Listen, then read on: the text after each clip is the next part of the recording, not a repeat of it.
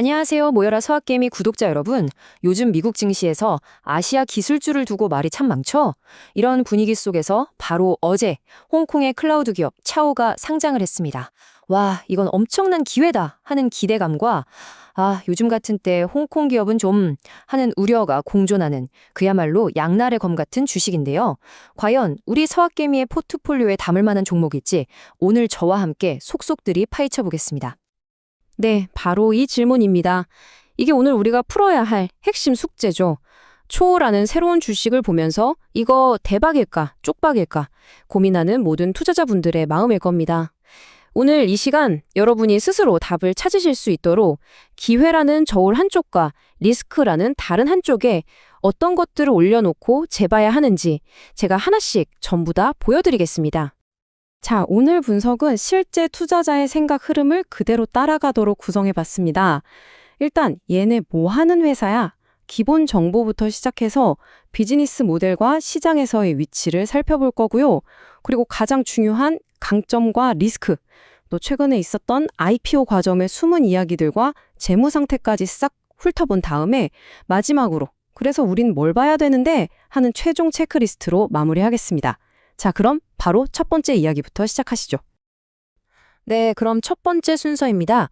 NYSE 아메리칸 거래소에 따끈따끈하게 데뷔한 이 신인 CHOIO. 과연 어떤 회사인지 그 정체부터 한번 알아보겠습니다. 여기서 우리가 딱 기억해야 할 단어는 바로 원스톱입니다. 이 회사는요, 우리가 흔히 아는 아마존 웹 서비스처럼 그냥 인터넷 공간, 그러니까 클라우드 저장소나 서버만 빌려주는 곳이 아니에요. 그게 아니고 어떤 기업이 우리도 이제 시대에 맞게 디지털로 좀 바뀌어야겠다라고 마음먹는 그 첫 순간부터 함께하는 거죠. 전략 짜는 것부터 시작해서 실제 시스템을 클라우드로 옮겨주고 나중에는 AI로 관리까지 해주는 말 그대로 A부터 Z까지 모든 걸 다 해주는 토탈 솔루션 회사라고 보시면 됩니다. 자, 그럼 다음으로 넘어가서 이 회사의 사업 모델이 대체 어떻게 돌아가는지 이 치열한 시장에서 어떻게 돈을 벌고 있는지 좀 더 깊게 들여다보겠습니다. 이 원스톱이라는 게 바로 초호가 내세우는 가장 강력한 무기입니다. 자, 여러분이 만약에 IT 전문가가 없는 중소기업 사장님이라고 한번 생각해 보세요. 디지털 전환은 해야겠는데 컨설팅은 엑센추어 같은 큰 데 맡기고 서버는 아마존에서 빌리고 보안은 또 다른 회사에 맡기고 와, 생각만 해도 머리 아프죠? 근데 초호는 사장님, 걱정 마세요. 저희한테 맡기시면 이 모든 건 한 번에 다 해결해 드립니다. 라고 하는 거예요. 고객 입장에서는 얼마나 편하겠어요. 바로 이겁니다. 이 과정을 보면 더 확실하게 이해가 되실 겁니다. 1단계, 일단 고객사 찾아가서 어디가 문제고 뭘 바꿔야 할지 진단하고 계획을 짜주고요. 2단계, 실제로 기존에 있던 데이터나 시스템을 클라우드로 이사시켜줍니다. 3단계, 해킹당하면 큰일 나니까 보안도 튼튼하게 막아주죠. 근데 여기서 끝이 아니에요. 이게 중요합니다. 마지막 4단계에서는 AI가 24시간 내내 시스템을 지켜보면서 이 부분은 돈이 새고 있네요? 줄여드릴게요. 이쪽은 성능이 떨어지니 올려드릴게요.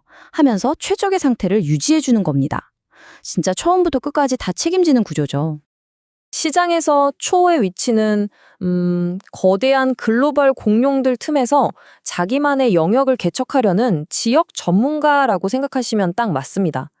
아마존, 마이크로소프트 같은 글로벌 기업들이 워낙 막강하긴 하지만 몸집이 너무 커서 아시아 지역 중소기업들의 소소하고 디테일한 요구까지 하나하나 다 챙겨주긴 어렵거든요. 초호는 바로 그 틈새를 파고드는 겁니다.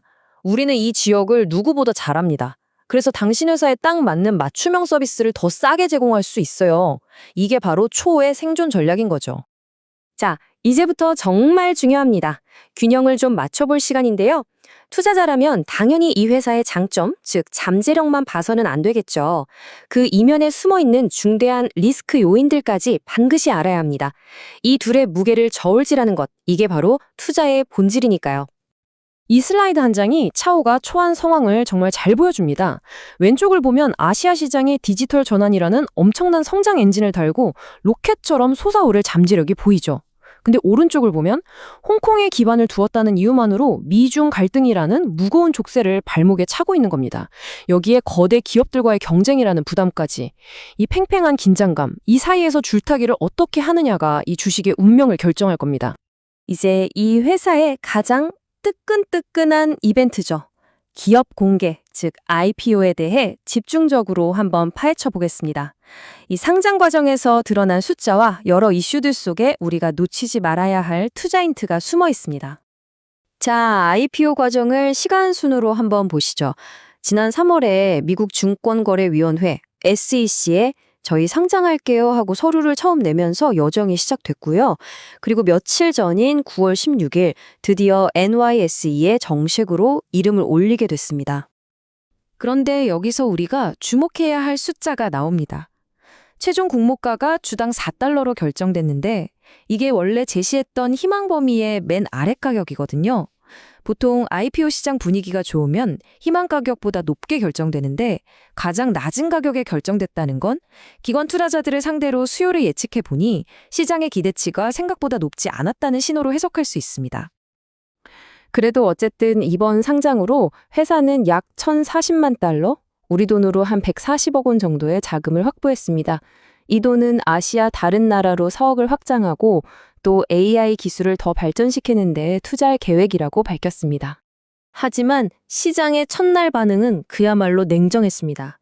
주가가 공모가보다 3.75%나 빠지면서 마감했거든요. 이건 최근 투자자들이 중국이나 홍콩계 기술주에 대해 얼마나 불안하게 생각하는지를 그대로 보여주는 장면이었죠. 물론 첫날 성적이 전부는 아니지만 기분 좋은 출발은 아니었던 게 분명합니다. 그리고 투자자로서 이건 정말 꼭 짚고 넘어가야 하는 부분입니다. COHAO가 상장 과정에서 과도한 부담이 된다는 이유로 SEC의 일부 회계 감사 규정을 면제받았다는 사실입니다. 물론 덕분에 상장 절차가 좀 빨라졌을 수는 있어요. 하지만 과거의 일부 중국 기업들의 회계 조작 문제로 크게 되었던 미국 투자자들 입장에서는 어떨까요? 이 회사 재무정부 진짜 믿을 수 있는 거 맞아? 하는 의심의 눈초리를 보낼 수밖에 없는 대목입니다. 재무 투명성에 대한 물음표를 남긴 거죠. 자, 그럼 말 나온 김에 실제 숫자들은 이 회사에 대해 뭐라고 말하고 있는지 한번 보겠습니다. 재무제표를 통해 기업의 속살을 한번 들여다보시죠. 숫자는 거짓말을 안 하니까요. 공개된 자료를 보면 일단 매출 성장세는 정말 훌륭합니다. 최근 1년을 기준으로 보니까 전년보다 매출이 거의 27%나 늘었어요. 고성장 기술주라는 이름값은 톡톡히 하고 있는 셈이죠. 하지만 말입니다. 표의 맨 아랫줄을 보세요. 가장 중요한 순이익, 그러니까 그래서 돈은 얼마나 벌였냐. 이 데이터가 비공개입니다. 매출이 아무리 늘어도 이익을 못 내고 있다면 그건 속빈 강정일 수도 있거든요. 이 점은 반드시 기억해야 합니다. 이 그래프가 바로 그 인상적인 매출 성장을 한눈에 보여주는 그림입니다. 26.7%라는 이 숫자, 이게 바로 이 주식을 긍정적으로 보는 투자자들, 즉 불진영이 가장 강력하게 내세우는 논거입니다. 아시아 시장의 디지털 전환이라는 거대한 파도에 올라타서 회사가 빠르게 크고 있다는 가장 확실한 증거니까요. 그럼 앞으로 주가는 어떻게 될까요? 솔직히 말해서 지금은 짙은 안개 속입니다. 그야말로 관망이 필요한 시점이죠. 이제 막 상장한 작은 회사라 월가의 애널리스트들이 쓴 분석 보고서도 하나도 없고요. 단기적으로는 이 회사 자체의 실력보다는 미중 관계라든지 중국 경제 상황 같은 외부 변수에 따라서 주가가 춤을 출 가능성이 매우 큽니다. 결국 이 안개가 거치려면 올해 말에 나올 상장 후 첫 번째 성적표, 즉 4분기 실적 발표를 기다려야 합니다. 그때가 진짜 승부처가 될 겁니다. 자, 이제 거의 다 왔습니다. 지금까지 살펴본 모든 내용을 종합해서 만약 여러분이 초에 투자를 고려하신다면 앞으로 무엇을 어떻게 지켜봐야 하는지 마지막으로 최종 체크리스트를 딱 정리해 드리겠습니다. 이 슬라이드가 앞으로 여러분이 초를 추적 관찰할 때 써야 할 숙제 목록입니다. 첫째, 연말에 실적이 나오면 매출 성장이 계속되는지, 그리고 무엇보다 지금까지 숨겨져 있던 순이익이 공개되는지 눈에 불을 켜고 봐야 합니다. 둘째, 미중 규제 뉴스처럼 큰 흐름도 놓치면 안 되고요. 셋째, SEC 공시를 꼼꼼히 보면서 혹시 중국 기업들이 많이 쓰는 복잡한 우회 상장 구조, 이른바 VIA 구조 같은 재무 리스크는 없는지 확인해야 합니다. 마지막으로 상장 주관사가 추가로 주식을 사들일 수 있는 초과 배정 옵션을 쓰는지 안 쓰는지도 단기 주가의 중요한 신호가 되니까 꼭 체크하셔야 합니다.